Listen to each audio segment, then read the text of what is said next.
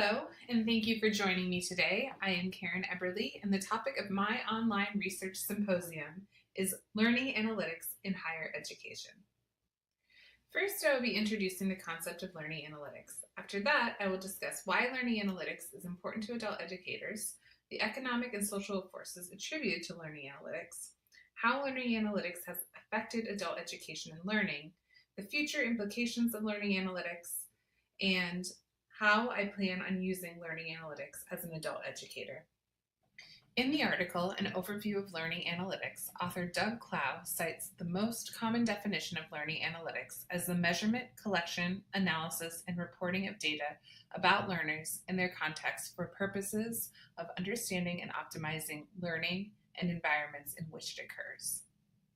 Another definition offered by Eifenthaler is that learning analytics use static and dynamic information about learners and learning environments, assessing, eliciting, and analyzing them for real-time modeling, prediction, and optimization of learning processes, learning environments, and educational decision-making.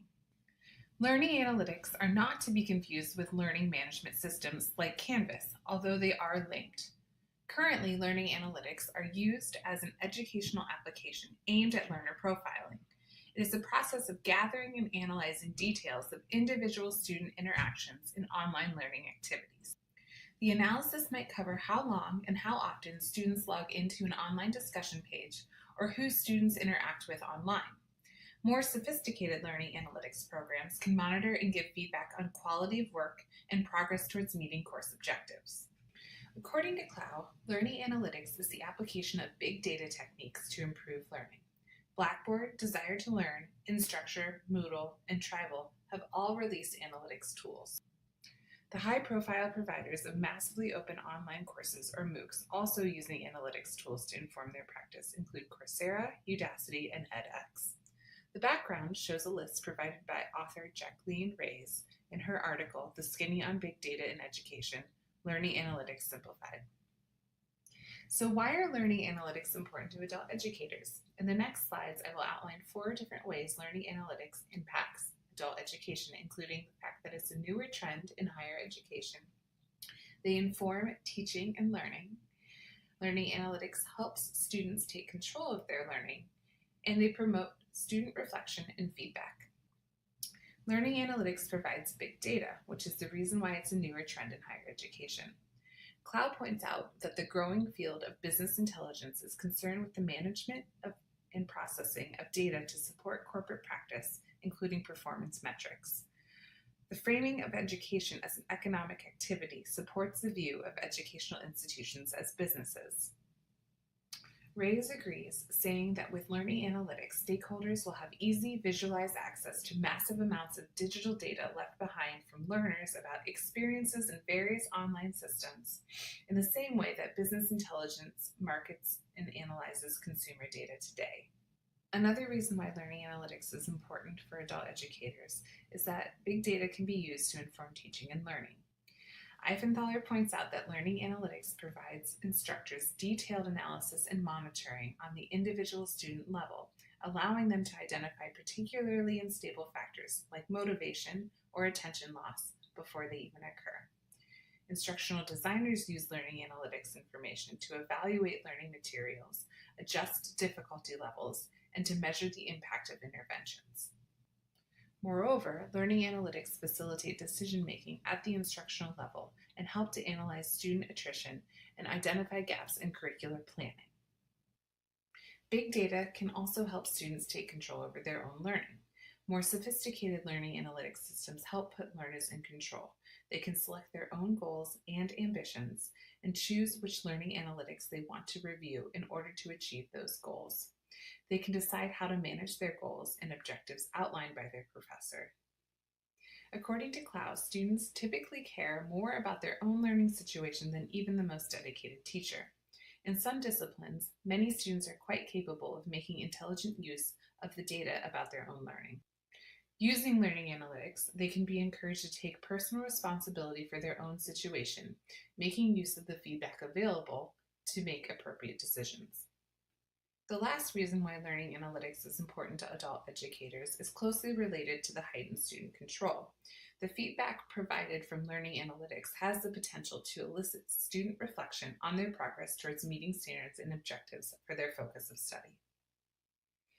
When discussing the economic and social factors that are attributed to learning analytics, I immediately thought of the ethical issues that can occur at the institution level and the ethical issues with the actual analytics programs.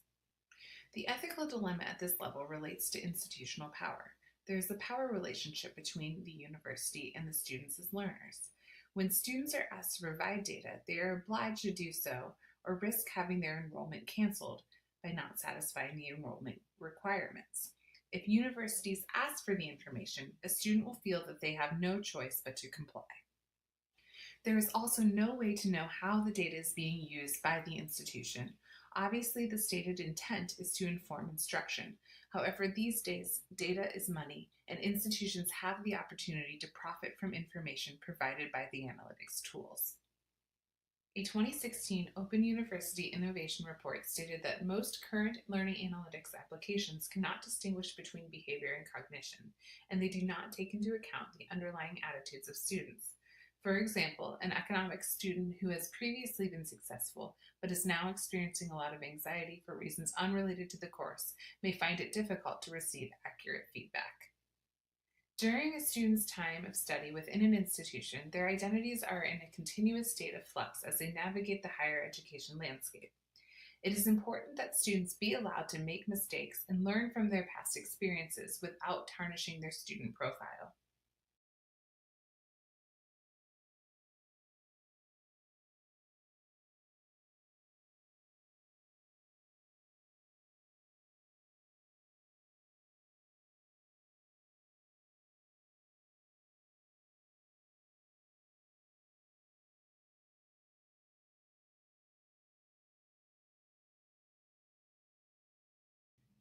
Relating learning analytics to our class, I think it's important to point out that a core theme throughout our studies this quarter is that there's no one definition for an adult learner.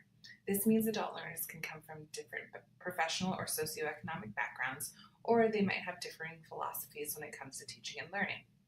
Learning analytics goes beyond these qualities to give individualized data and feedback on learning.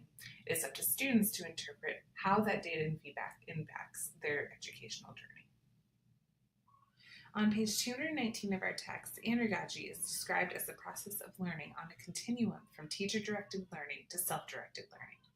My vision for learning analytics is that it aids in the process of freeing students from the dependency on educators and supports their self-directed process of learning.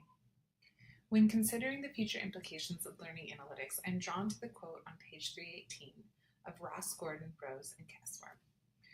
Both the broader society and specifically adult and continuing education have found that they rarely can anticipate the direction of growth and impact of technological mechanisms on adult learning.